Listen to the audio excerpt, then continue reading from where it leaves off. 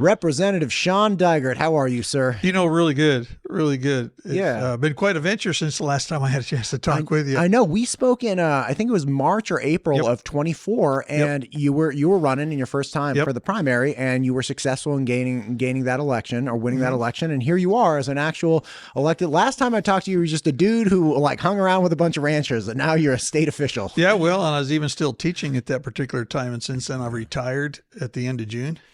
And so I'm no longer teaching, and then started into got through the general election, of course, and then got started in, we actually kind of got started in December, and now the session started in January, and away we go. What a time to retire, too. Like, this is not a conversation about school choice, but could you imagine being in the middle of your career and getting sucked into this huge conversation? You're like, I'm just trying to teach some kids. Yeah. It's been really interesting because I've felt, I guess blessed is the right word to use for it, because some things lined up in terms of it was definitely the right time to retire. Yeah. And there's some really good things that happened for me with the kids and some goals I wanted to achieve and go out. I had some competitive teams win at the state level and able to move on to the national level on my last year of teaching. And that was awesome.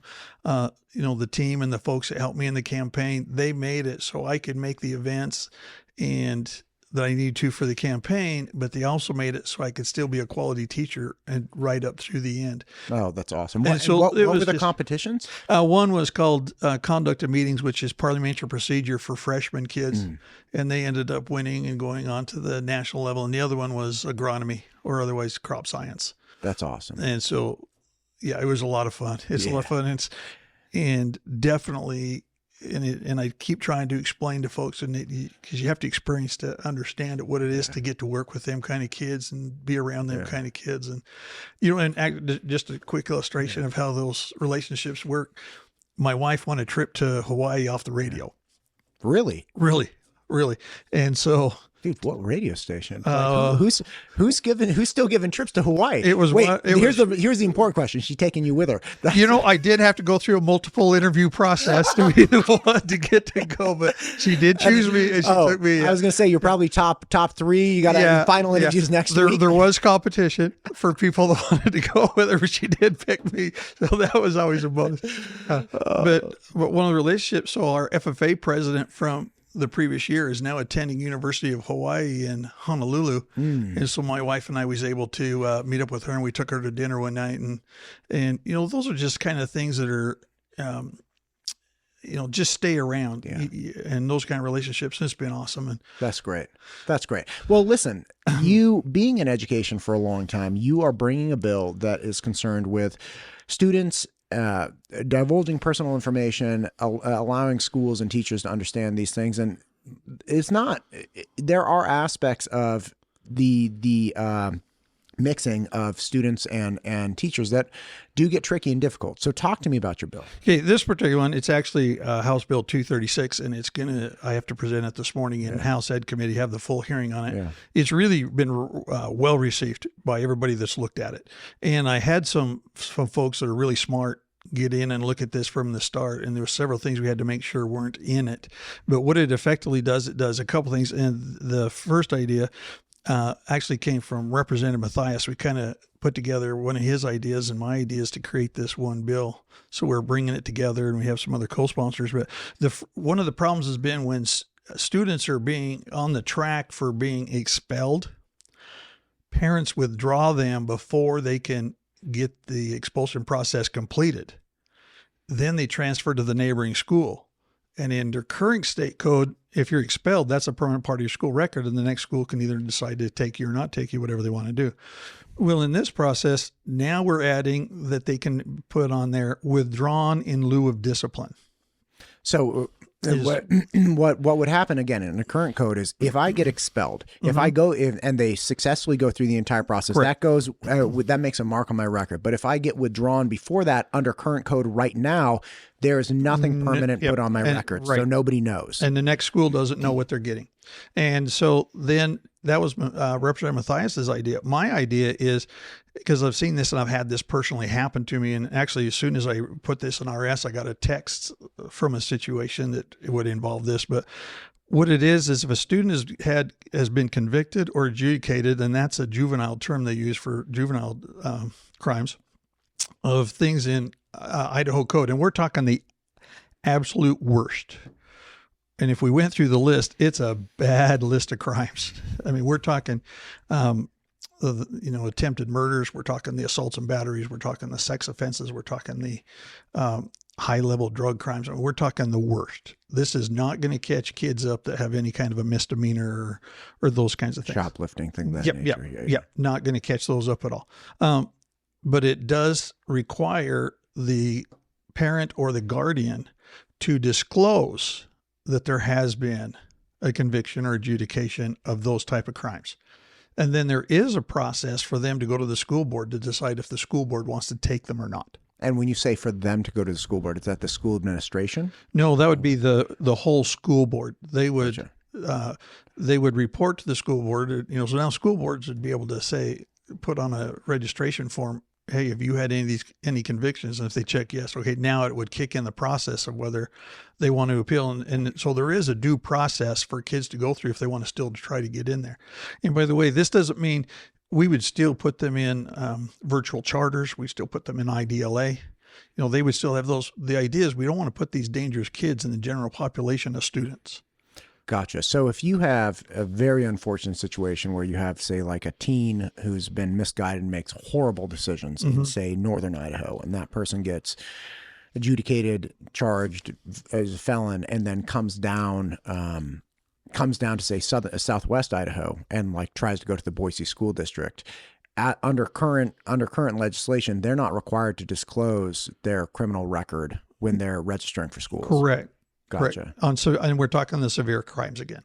Now, and this I know is a dumb question, but if you have somebody, say you have a 16-year-old who engages in something heinous and they get charged and found guilty of these things, are they even school age? Like, don't they do time? Or in fact, the text message that I received, and I don't want to be too specific because they'll identify, but the phrase that the person used in there is they did their time for sexual crimes. And now the kid is 17 and back in school.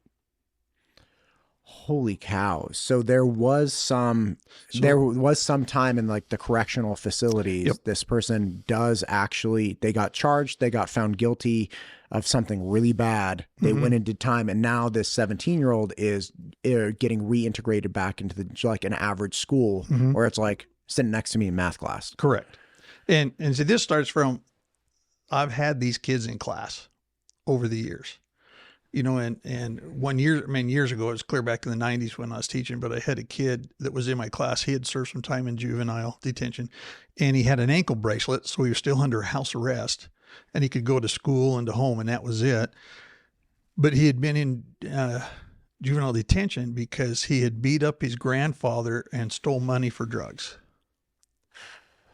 This is the type of kid that is very hard on teachers, very hard on schools, and it's just not right for all the kids that are doing absolutely everything right for them to have their school day interrupted with these kind of folks. And I get we're trying to help them out, but we have opportunities now that didn't exist in the 90s. We didn't have virtual schools and we didn't have online opportunities. We didn't, that stuff didn't exist then like it does now. So we can still help them kids out. And, you're back to one of the great things about the Idaho system. We still have the community colleges, which if you have a pulse, you can get in and they'll give you a test. And if they got to remediate you for high school level stuff, they will, and they'll get you going. Then you can get to your college level stuff. You get out of there with an associate's degree. You can go to any 4-year school you want. And so we have opportunities for these folks. And a lot of folks do turn themselves around from really stupid things they do as a juvenile. Sure. But those opportunities exist. But in the meantime, what's our obligation to the other Idaho students? Oh, a question for you, if I may. I'm sorry. Go ahead. This bill is not. When you're saying like, hey, it's not fair. I have not heard you articulate that. You're saying, hey, if you have this felony record or you have this mark on your record, you will not you will not receive entrance into these schools. It sounds like the community is allowed to take a look at this. This bill is just saying, hey, you just got to disclose this. And then we, the community, can figure out how we can best provide you educational services, be that online or virtual or whatever it might be, or in person, depending on, what the school board wants. Sure. And there's a whole section that deals with that due process that the student and the parent or guardian have to get that through the school board. Gotcha. And if you look at it from this perspective, if you're involved in some serious drug crimes and you get picked up for that and you're 14 or 15 years old and you spend a year and you go through treatment and you do rehabilitation and everything says, hey, I'm on the straight and narrow now, that would be one of those times I'd see us go where, okay, we will take you in, but we're going to put you on some kind of probationary status or not under a discipline plan that's a little stricter than the average. Well, then the kid has an opportunity to come back. The ones that really scare me are the violent ones and the ones that have committed sexual crimes. Those are the ones that really worry me. And that's where they can say no. And technically, with the way the code's written, they could, but they're not, because there's not specific language that deals with this specifically. So the goal is put specific language in there so administration and school boards can specifically say, here's the reason why, because of convictions. Gotcha. So it's requiring that people disclose this, and then it's giving a tool that the school boards can expressly engage and say, hey, look, we value you as a person, but you're not a good fit for this school for this very, very clear reason. And they have the capacity to say that, and then again, offer different options. Absolutely. Gotcha. That's the deal. So, now you mentioned Representative Mathias as helping you. Are you running the risk of providing a bipartisan solution to a problem? Like, are you allowed to do that? Oh yeah. Yeah, you are allowed. Is that a thing? This is one of the things, I've noticed as a new legislator, and this is part of the stuff that's really awesome, is there are awesome folks in there. And Representative Mathias and us, there's a lot of things we're on opposite sides of the aisle on. Sure. There's no doubt. He's a smart man. Yeah. And so is he someone I'm going to talk to and deal with? But you got to realize when you're in a building full of all 8 type personalities, there's no such thing as saying, I'm going to dictate to you what you're going to think or how you're going to talk or who you're going to talk to. And I really value the fact that the vast majority of everybody I've ever come across, they don't care. And if someone has a good idea, wherever it comes from, it's still a good idea. Does that make sense? Oh, 100%. No matter what part of the spectrum it comes 100%. from. And I'll always take that line on it, even though some people will say you shouldn't do that or shouldn't cross out. No, if it's a good idea, it's a good idea. And I have no trouble. And I'm going to work with pretty much anybody that's willing to work with. In fact, there's a representative that's cross out. This is kind of a funny story. I am number 70 out of 70 on the list of seniority. Sure.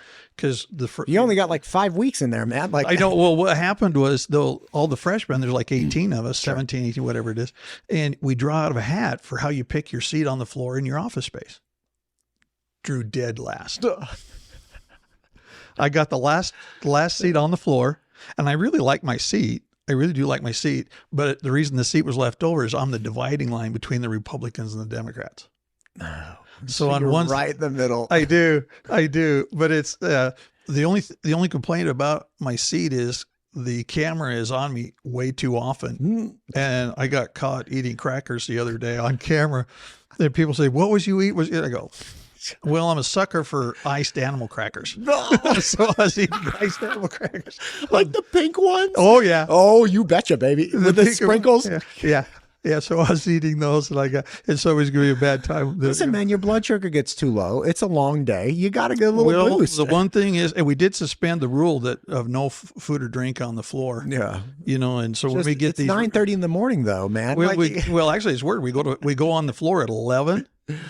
And so you start getting long debates. Now you're into lunch hour, and when you kind of pay attention to what bills are coming up, because if it's going to be a long debate, you better have some snacks. Get your animal crackers. You better get your animal crackers. Yeah. I had Senator Burnt Is he senator or representative? Yeah, Senator Burnt. Fred Senator Burnt. Yeah, there you go. From Meridian. Yeah, he was in, and he was actually chatting with me very much along the lines of what you were saying. He said, "Look, I was on the Meridian City Council." He was saying this. I absolutely was not, but it was like, I was on the council, and look, bottom line is the right politics to be aligned with are politics that are pragmatic and help people. That's essentially, he's like, potholes don't care which party you're in. If you have a good idea, you got a problem, you got a solution. That's what people should care about. And I really appreciated that with him. It's like, yeah, that's what we need to be doing. Like, let go of the nonsense. The people that lose when you get engaged in party politics are Idahoans, right? The people that win when you deal with pragmatic policy are Idahoans. Like, that's what we should be focused on. Well, and a good example of that, I had to make a vote on this tax credit for private education and for the student tax credit. I ended up voting for it, which you're thinking, well, an educator wouldn't vote for it. But here's where I got to on that.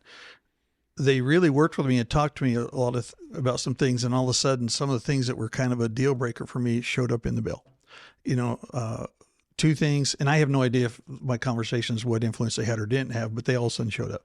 So one was they put in that part-time students were exempt. So if they're part-time at a public school at all, they can't qualify for the tax credit. That was a big deal for me. The second one is homeschool had to be carved out. They got to preserve the term homeschool. So they listed some other types of things that would qualify, the pods, the different things, and those got spelled out.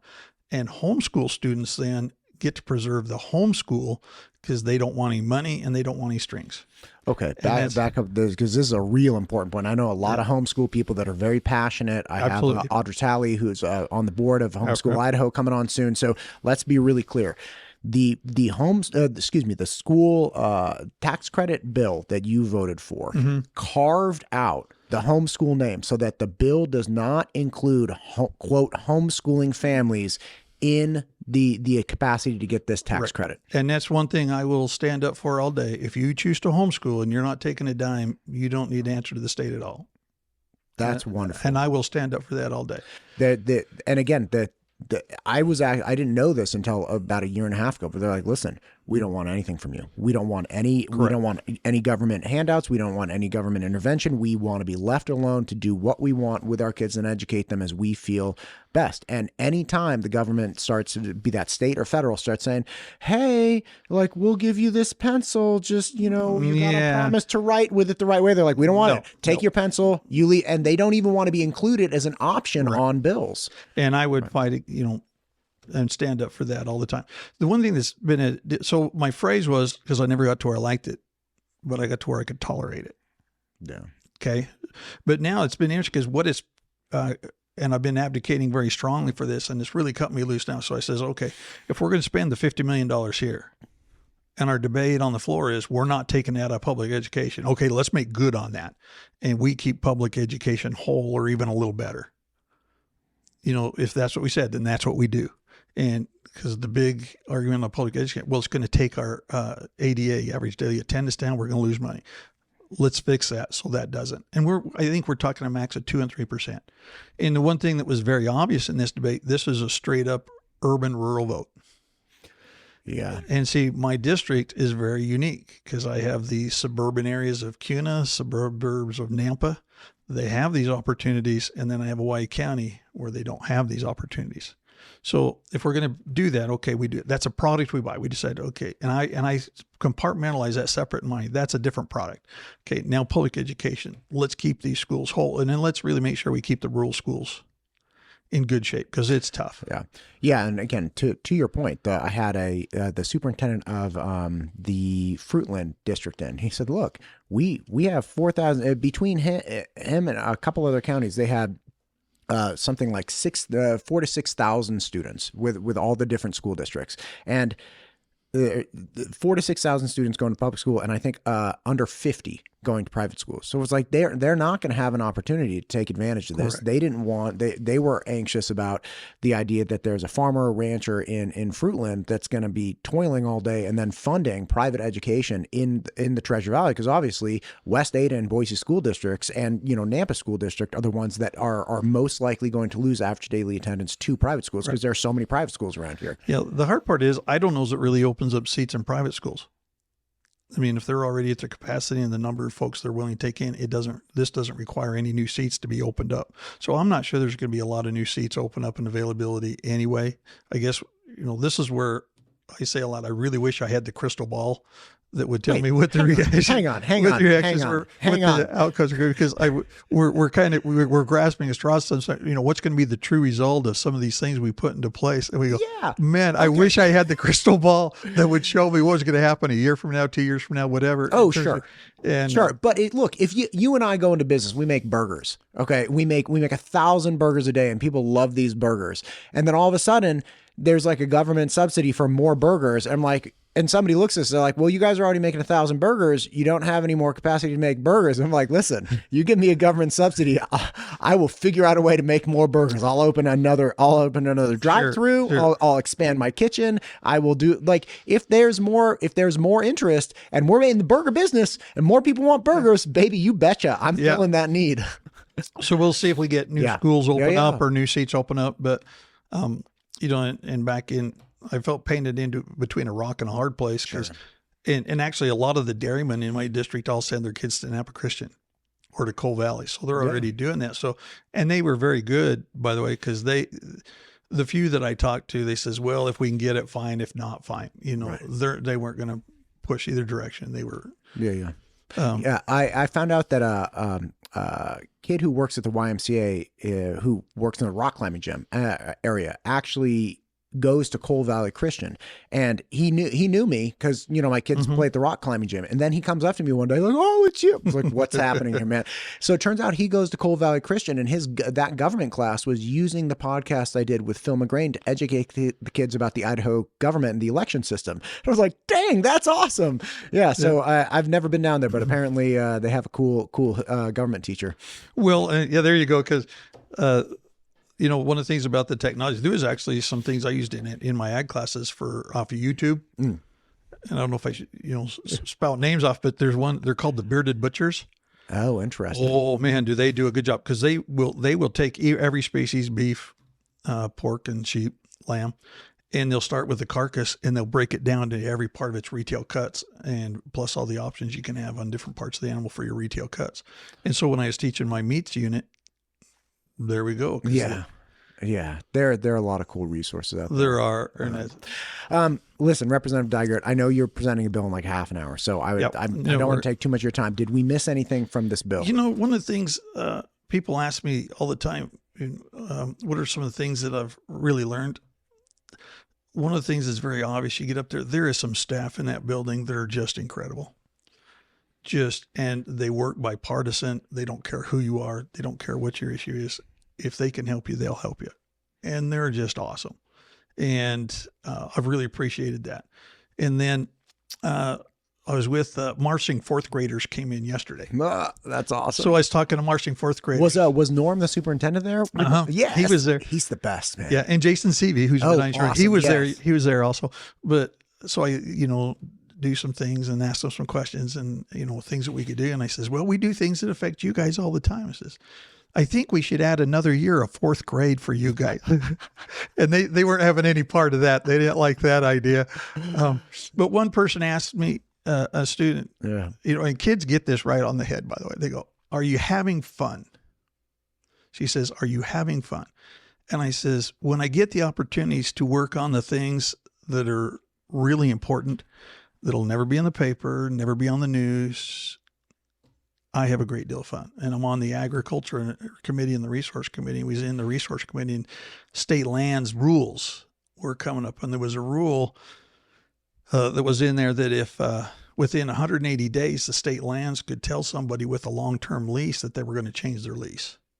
And we all took a big breath. Go, no. If the state enters into a lease, you enter into a lease and you honor the terms of the lease. So we took that rule out, and now state lands are starting to work on what that should really say, what that should really be, for the long-term benefit of state lands, rather than just the highest bidder on things. Yeah. And 100%. so that's really, really important to every grazer in Hawaii County that's got a state grazing lease. Oh yeah.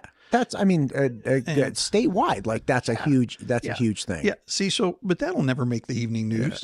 Hey, but that's important. Okay. And that's what I'm having fun at, is that kind of stuff. What about Senator Nichols bringing forth the cloud seeding protection bill? She brought that forward. I'm trying to bring transparency. We need to give people information. I was really worried coming into this legislative session that there'd be all this legislation that goes after cloud seeding because it's such a boom to the scarce resource in Idaho, which is water. We need it for everything, power generation, food, like you name it. And here she brings before this bill. I was like, God bless it, man. I was afraid it was going to be this, horrible, catastrophic thing. And it's like, no, let's make things a little more transparent for people so they understand what we're doing. What it is, everybody's happy. And it's like, God, man, I need to get her a trophy.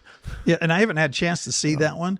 One of the things that's really interesting, we're so flooded and inundated with our own stuff over on the House side that we haven't had a chance to even look at the Senate side stuff. Yeah. So I haven't had a chance to examine that, but to the transparency thing, and even the educational piece for people knowing what it really is. Yes. And what's going on, because as soon as they hear any kind of name off the periodical chart of the elements, they all of a sudden freak out on you, and I put that episode out and my inbox exploded with pictures of lines in the sky during the summer. I'm like, that's not what's happening. No. Yeah. But yeah, I thought that'd be great. It's like, let's get the transparency out there. Let's educate people about what's actually going on. Like, there's so much opportunity for that and getting people on the same page. And as long as you understand what it is, if you don't like it, that's fine. You don't have to like it. Like, I'm not advocating for people loving it or not, but let's just all be on the same page and not watching random clips off social media and determining what's good or bad for our state off of social media. And that's probably the best argument you just made for why we have a republic, because you represent people to send. And we're in a position now where people are going to come to us and we're going to get to hear all the side of the story. We're going to get the scientific stuff. We're going to get the things that the average person may not even turn into. And, especially if they go down the rabbit holes that are of social media and the internet now, it just takes them farther down in the rabbit hole they want to go down, and they don't see the big picture. And so by having a republic, a representative republic, and electing people, we can go and then try to make decisions that represent people the best, rather than just the microscopic picture of whatever rabbit hole they went down in a big picture concept versus like the cobalt mine stealing our water rabbit hole from last summer. Yeah. Where it's not even part of the Eastern Snake River aquifer. Yeah. I tell people that. I was like, it's not even on the same aquifer. They're like, what do you mean? I was like, oh my God. Yeah. It's on the wrong river. They're like, but they tie together. Like, they tie together way like at the ocean. I know. That one took fire, man. I still get clips from that. People still send it to me. Like, there's still people pulling on that string, like trying to get views about how the cobalt mines of the federal. It's like, you're talking about two completely different parts of the state, man. Oh yeah, different deal. And but it's that's a good example of what we're talking about, and we're in. And it's what we're saying here to do. Right. It's what we're saying here to do. And that's a fair argument when people say, well, show me what's going on. And then, and actually I have a form tonight for LD 23, and legitimate questions is, why did you do what you do? And how did you represent us? Give us the information or connect the dots for us. What are we missing? Those are all valid questions that we're supposed to answer. When you and I spoke first, and again, I know you got to go. When you and I spoke first, you said that exact thing, which is, listen, what I will always do, if somebody has a problem with it, I'll sit down, I'll explain it to you. You don't have to always agree with what I'm saying, but I will take the time to explain to you why I voted the way I did, why I see it the way I do, and help you understand that. And I want to know why you see it differently if you do. And I think that's just beautiful that here you are. You're like, no. I have a thing tonight. I'm sitting down. I'm doing exactly what I said I would do, which is talk to the people, explain my position, help them understand what I know that they may not know. And we go from there. And that's what I hope to do anyway. And I hope I'm getting in that groove and trying to do that. And, you make a vote, you own your vote, and explain it and move on to next. That's one thing that's really important here. And there's a bill. I don't know if I want to name drop too much. Actually, I will. Here we go. Okay. Well, Representative Judy Boyle, I've known her for a long time, and I appreciate the work. She had a bill not too long ago that I was on the opposite side of. And I go, hey, Representative Boyle, I can't go with this. I says, I'm going to have to debate against it here in committee. And I says, would you like me to do it on the RS when it first comes up, or you want me to wait for the whole hearing? She says, please wait for the whole hearing. So I did. And then I said my piece, and then I lost the vote, which is fine. Okay. Now, yesterday she brings forth a new piece of legislation. Well, I really like it. And so I'm going, hey, Judy, I'm all in with you on this one. And she goes, I appreciate that. I appreciate it. And that's how she works. So she did not provide any disrespect or problem on my position on you. And the same thing, because it's the thing, we were on opposite sides that time, but the next day we're going to keep working together and get good things. You know, one she brought up yesterday was, and it went through the House, but didn't get through the Senate last year, was it should be illegal to advertise illegal substances on Idaho billboards. Okay. Wait. You would think that's a thing, but Oregon substances are showing up on billboards along her district, which is next to the Oregon border. What? So you're like 5 miles away from the Oregon border, and you see a bunch of illicit substances listed in the state of Idaho, but not Oregon. Correct. Trying to get people to cross the border and engage in commerce. Correct. Wow, man. You think that was not a hard one, would you? But apparently, we'll see where the opposition comes on, because there's always opposition. Yeah, and stuff. God bless it. It's best. Representative Dygert, thank you for taking the time today. Hey, I appreciate you sitting down, but it's always a good time. Yeah, always a great time. Come back. I hope your bill goes well, and let's do this again. Okay, thank you. Appreciate it.